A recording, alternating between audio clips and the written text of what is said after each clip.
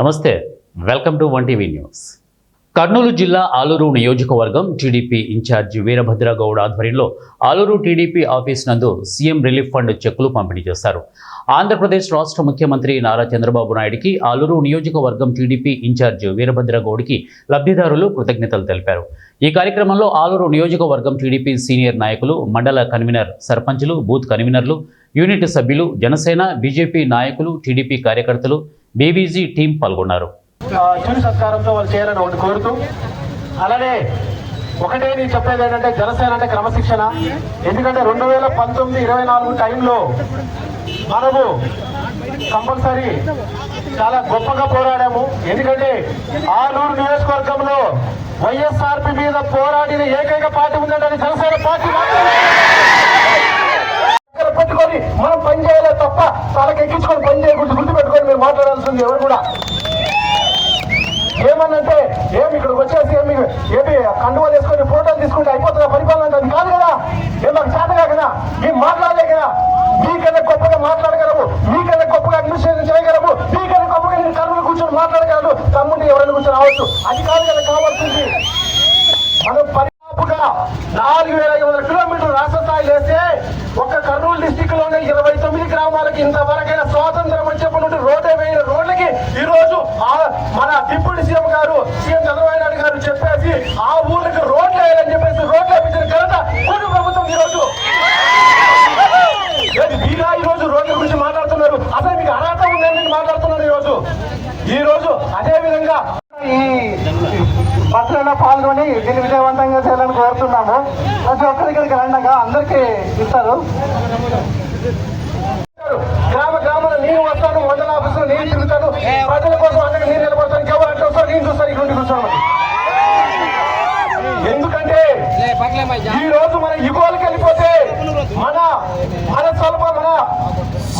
స్వలాభాల కోసం మనం వెళ్ళిపోతే ఈ రోజు నియోజకవర్గము వెనకబడిపోతుంది, నియోజకవర్గం దెబ్బతింటుంది.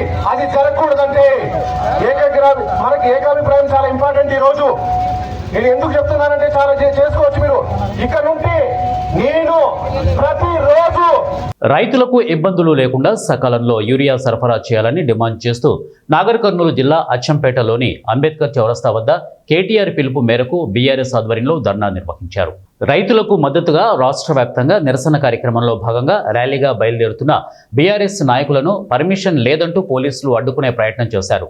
ప్రభుత్వం రైతులను ఆదుకోవాలనే ఉద్దేశంతో ధర్నా చేస్తున్నామని, రాజకీయ లబ్ధి కోసం కాదని బీఆర్ఎస్ నాయకులు పోలీసులతో వాగ్వివాదానికి దిగారు. యూరియా అందించలేదని కాంగ్రెస్ ప్రభుత్వం అధికారంలో ఎందుకు ఉండాలని ప్రశ్నించారు. యూరియా కోసం రైతులు రాత్రింబవలు క్యూలో నిలబడాల్సిన పరిస్థితి ఏర్పడిందని ఆవేదన వ్యక్తం చేశారు.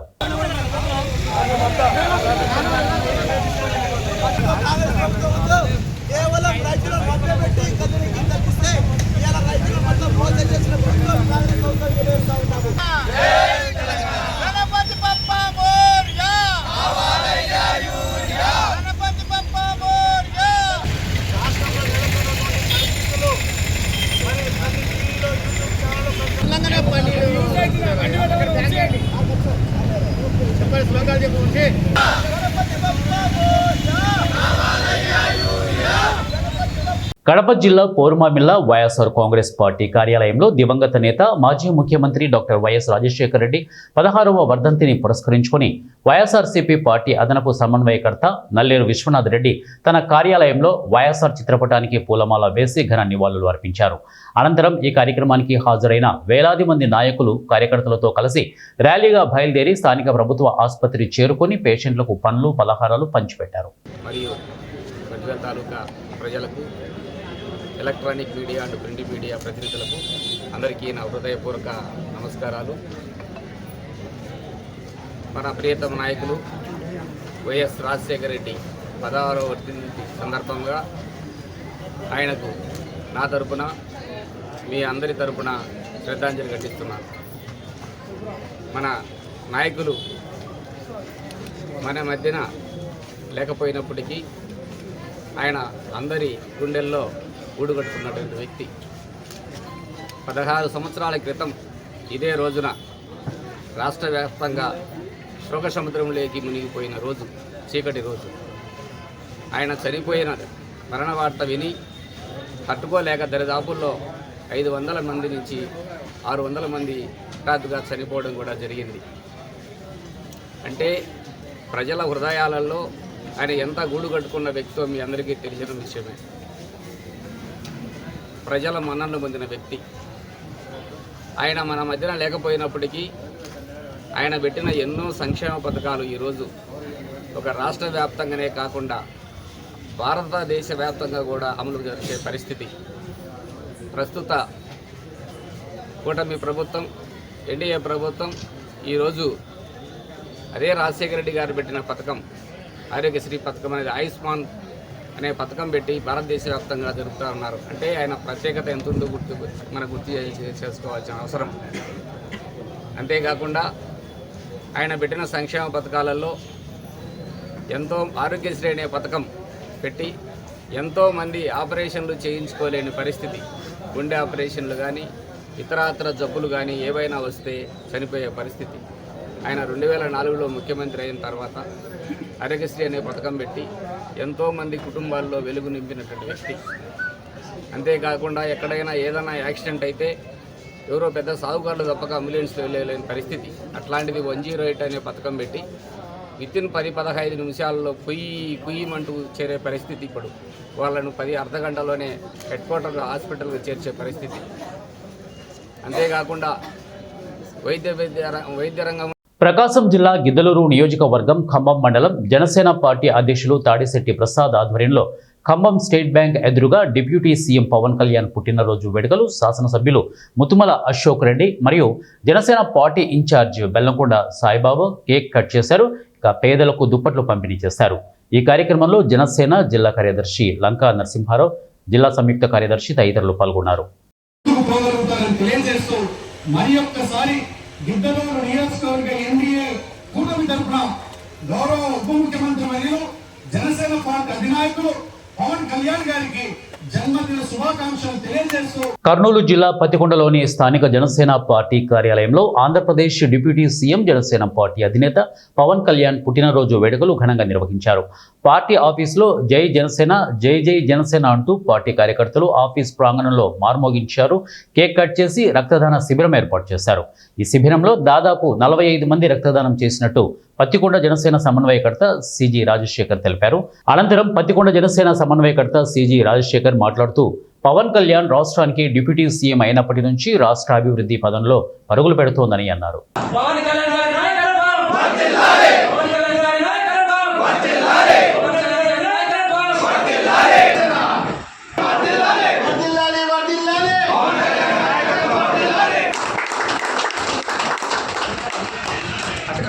చూడండి, పై చూడండి, ఇట్లా ఒకసారి కత్తి కింద పెట్టు.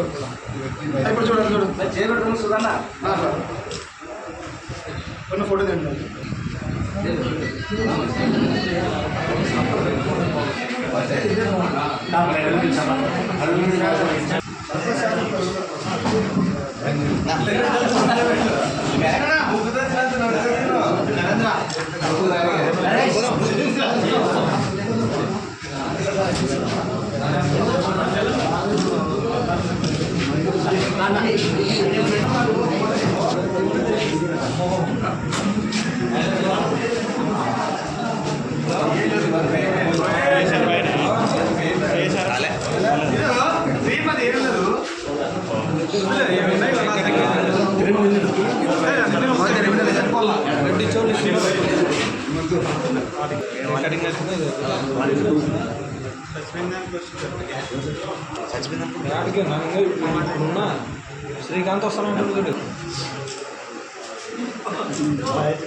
ఖమ్మం జిల్లా వైరా నియోజకవర్గ కేంద్రంలో గిరిజన సంఘం జిల్లా కమిటీ సమావేశం నిర్వహించారు.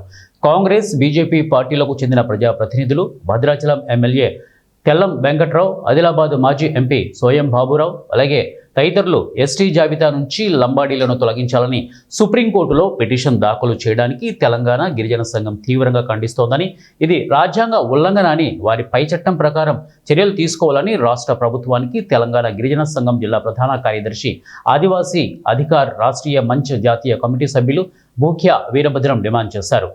గిరిజన తెగల మధ్య వైరుధ్యంపై కేంద్రంలో బీజేపీ, రాష్ట్రంలో కాంగ్రెస్ ప్రభుత్వం తమ పార్టీ ప్రభుత్వాల వైఖరి స్పష్టం చేయాలని డిమాండ్ చేశారు. ఈరోజు తెలంగాణ గిరిజన సంఘం ఖమ్మం జిల్లా కమిటీ మీడియా సమావేశం పరంగా ఇవాళ రాష్ట్రంలో తెలంగాణ గడ్డ మీద గిరిజన తెగల మీద వైరుధ్యం తీవ్రంగా నడుస్తున్నటువంటి ఈ సందర్భంలో రాజ్యాంగబద్ధంగా అనేక హక్కులు పోరాడి 1976లో లంబాడి తెగ సంబంధించినటువంటి తెగని రాజ్యాంగపరంగా ఆనాడు ఉన్నటువంటి కేంద్ర ప్రభుత్వం పార్లమెంట్లో ఆమోదించి రాష్ట్రపతి గెజిట్తో లంబాడి, బంజారా, సుగాలి వీళ్ళందరూ కూడా 76లో గిరిజనులుగా చేర్చబడ్డారు. కానీ ఇవాళ కేంద్ర రాష్ట్ర ప్రభుత్వాలు, పాలక వర్గాలు కుట్రలో భాగంగా గిరిజన తెగల్ని విడదీసి విభజించు పాలించు అనేటువంటి బ్రిటిష్ సిద్ధాంతాన్ని కేంద్రంలో ఉన్న బీజేపీ, రాష్ట్రంలో ఉన్న కాంగ్రెస్ అనుసరిస్తున్నాయి. వాటి వల్లనే ఇవాళ తెగల మధ్య వైరుధ్యాలు పెరుగుతున్నటువంటి ఈ సందర్భం. ఇప్పటికే కాంగ్రెస్ పార్టీ భద్రాచలం ఎమ్మెల్యే తెల్లం వెంకట్రావు గారు, కాంగ్రెస్ పార్టీ మాజీ ఎంపీ స్వయం బాబురావు గారు తదితరులు సుప్రీంకోర్టులో పిటిషన్ వేశారు లంబాడీలను తొలగించాలని. దీన్ని మేము తీవ్రంగా ఖండిస్తా ఉన్నాం. ఇది రాజ్యాంగ విరుద్ధం. రాజ్యాంగబద్ధంగా ఎంపికైనటువంటి అనేక పోరాటాలు, తెలంగాణ రైతాంగ సాయుధ పోరాటంలో లంబాడీలు చేసినటువంటి త్యాగాలు, పోరాటాలు ఆనాడు నిజాం సర్కార్ని గద్దెందించి ఇక్కడి నుంచి ఎల్లగొట్టడంలో లంబాడీల పాత్ర కీలకం. ఆనాడు ఆంధ్ర ఉన్నటువంటి లంబాడీ, సుగాలీలు అందరూ కూడా ఎస్టీ జాబితాలు ఉంటే తెలంగాణ మాత్రానికి ఆనాడు భారతదేశంలో ఈ నైజాం రాజ్యం కింద ఉంది కాబట్టి ఆనాడు గిరిజనులు ఉన్న లంబాడీలని చేర్చలేదు. తర్వాత పోరాటాల వల్ల చర్చించబడ్డారు. కానీ ఇవాళ సుప్రీంకోర్టు ఆశ్రయించినటువంటి కాంగ్రెస్ ప్రజాప్రతినిధులు తీసేయాలనే వైఖరి మీద కాంగ్రెస్ పార్టీ, రాష్ట్ర పార్టీ కాంగ్రెస్ పార్టీ వైఖరి చెప్పాలి. ముఖ్యమంత్రి గారు కూడా రేపు తన యొక్క వైఖరిని ఉమ్మడి ఖమ్మం జిల్లా పర్యటనలో భాగంగా చెండుగొండ మండలం చేస్తున్న సందర్భంగా ఇవాళ బెండల్పాడులో ఇంద్రమ్మ ఇల్లు ప్రారంభోత్సవ సభలోనే ఏజెన్సీ మండలం కాబట్టి ముఖ్యమంత్రి గారు ఈ అంశం మీద స్పష్టం చేయాలని మేము డిమాండ్ చేస్తా ఉన్నాం. అదేవిధంగా దీని వెనక కొన్ని కేంద్రంలో ప్రభుత్వంలో ఉన్నటువంటి కొన్ని సంస్థలు కొన్ని ఆసాంఘిక కార్యక్రమాలకు గిరిజన తెగల్ని, ఆదివాసీల్ని, లంబాడీలను రెచ్చగొట్టి వీళ్ళని ఎట్టి పరిస్థితులు కలవకుండా, ఐక్యంగా సాగనీయకుండా కుట్ర చేసేయడానికి కొన్ని శక్తులు వాళ్ళ సుప్రీంకోర్టు దాకా పోయే విధంగా ప్రేరేపించాయి. అందులో భాగంగా వాళ్ళు వెళ్ళారు. రెండోది, మేము ఇవాళ కాంగ్రెస్ పార్టీ అయినా బీజేపీ అనుకున్నట్టు గిరిజన సోదరులు ఆలోచించాలి. వీళ్ళ వైఖరి, బీజేపీ గిరిజనుల ఐక్యతను కోరుకోదు. కాంగ్రెస్ పార్టీ అధికారంలో వచ్చింది కాబట్టి ఇచ్చిన హామీలు అమలు చేయాల్సి ఉంటుంది కాబట్టి ఈ హామీల నుండి పక్కదారి పట్టేయడం కోసం ఇవాళ తెల్ల వెంకట్రావు గారిని సుప్రీంకోర్టు దాకా పోయి పిటిషన్ ఏమని ఏపించిందా ఏంటనేది స్పష్టం చేయాల్సిన అవసరం ఉంది. అందుకోసం కేంద్ర రాష్ట్ర ప్రభుత్వాల వైఖరి వల్ల, పాలక వర్గాల వల్ల గిరిజన తెగలు ఈ వైరుధ్యం వస్తూ ఉంది. అన్ని తెగలు ఐక్యంగా ఉండి రాజ్యాంగబద్ధంగా మనకున్న హక్కుల్ని కాపాడుకోవడమే లక్ష్యంగా పనిచేయాలని ఇవాళ గిరిజన సంఘం అభిప్రాయపడతా ఉంది. కర్నూలు జిల్లా ఎమ్మిగనూరు పట్టణానికి చెందిన ఎస్ఎన్ఎస్ జిల్లా పరిషత్ హై స్కూల్కు చెందిన 10వ తరగతి విద్యార్థి మహమ్మద్ వలీ అలాగే పవర్ లిఫ్టింగ్ పోటీలో జిల్లా, రాష్ట్ర, జాతీయ స్థాయిలో పాల్గొని సత్తా చాటాడు. జార్ఖండ్ రాష్ట్రంలోని జంషెడ్పూర్లో ఇటీవల జరిగిన జాతీయ స్థాయి పవర్ లిఫ్టింగ్ 72 కేజీల పోటీలో తెలుగుడిగా ద్వితీయ స్థానాన్ని సాధించి సత్తా చాటి మెరిశాడు. ఈ సందర్భంగా జిల్లా కలెక్టర్ రంజిత్ బాషా, క్రీడా అధికారులు, పట్టణానికి చెందిన all India Christian minorities secretary Mallela Alfred రాజుతో పాటు తోటి ఉపాధ్యాయులు, స్థానిక ప్రముఖులు అభినందించారు. విజయానికి కారకులైన పియుటి వెంకటేష్, సృజన కుమారి, బసవరాజులను ప్రత్యేకంగా కొనియాడారు. విద్యార్థికి ఈ పోటీలో పాల్గొనేందుకు ఆర్థికంగా సహకరించిన మల్లెల ఆల్ఫ్రెడ్ రాజుకు అభినందించారు. ఈ కార్యక్రమంలో హెచ్ఎం శోభారాణి, ఇన్ఛార్జ్ మహబూబ్ బాషా తదితరులు పాల్గొన్నారు. ఇంకా జీవితాన్ని చాలా చక్కగా ఆ దేవుడు ఇచ్చారు. మీరు కూడా వినయ విభజనతో చక్కటి అవకాశం, బుద్ధి లాంటి చక్కటి అవకాశం. ఎందుకంటే అబ్బాయి విషయంలో నేను గొప్పస్తున్నాను. ఈ అబ్బాయి నా దగ్గరకు వచ్చినట్టు ఈ అబ్బాయి కళ్ళల్లో చూసి ఈ అబ్బాయి దగ్గర విలువలు ఉన్నాయని నాకు అర్థమైంది. మనం చూసేవైతే అర్థమవుతాయి. అల్లరి పిల్లలతో జీవించడం అది గొప్ప అనుకుంటారు, కానీ అది కాదు. ఉన్నతమైన భావజాలను చిన్నతనం నుంచే మనం ఉంచుకోవాలి. నా మిత్రుడు ఆచార్య గారు అయినా ఈయన భార్య కూడా నా మిత్రులే. ఎంత ప్రాణం అంటే నేనంటే అంత ప్రాణం. ఇప్పుడున్న టీచర్లు కూడా నేనంటే చాలా తెలిసిన టీచర్లు చాలా గౌరవించాను. చిన్నతనం విషయంలో కూడా నేను చెప్పింది ఏమంటే ఇప్పుడు ఈ హీరో అవడం మూలంగా రాబోయే దినాల్లో వ్యవస్థలో చాలా ఇబ్బందికరమైన వాతావరణం ఎదుర్కోవాల్సి వస్తాయి. అంటే ట్రాక్ ఇంకో రకంగా తీసుకోకుండా Incoming call from Venkat identified by Truecaller. అలాంటివి చాలా దూరం చేసుకుంటా ఇదే గురువుల దగ్గర ఉన్నటువంటి ఈ అటాచ్మెంట్ రాబోయే దినాల్లో అలాగే ఉంటూ ఇంకా ఉన్నత స్థానంలో ఉండాలని నేను అభినందిస్తూ నాకు ఇచ్చిన అవకాశం బట్టి అందరికీ వందనాలు తెలియజేస్తున్నాను. ముఖ్యంగా నా క్యారెక్టర్ పరంగా మీకు చెప్పేది ఏమంటే నేను క్రిస్టియన్ అయినా కానీ మహమ్మదులకు కూడా నేను ఒక నాయకుడిని. ఇంకా చెప్పాలంటే బ్రాహ్మణులు కూడా నేను మంచి అటాచ్మెంట్ కూడా ఖచ్చితంగా నేను సేవ చేస్తుంటాను.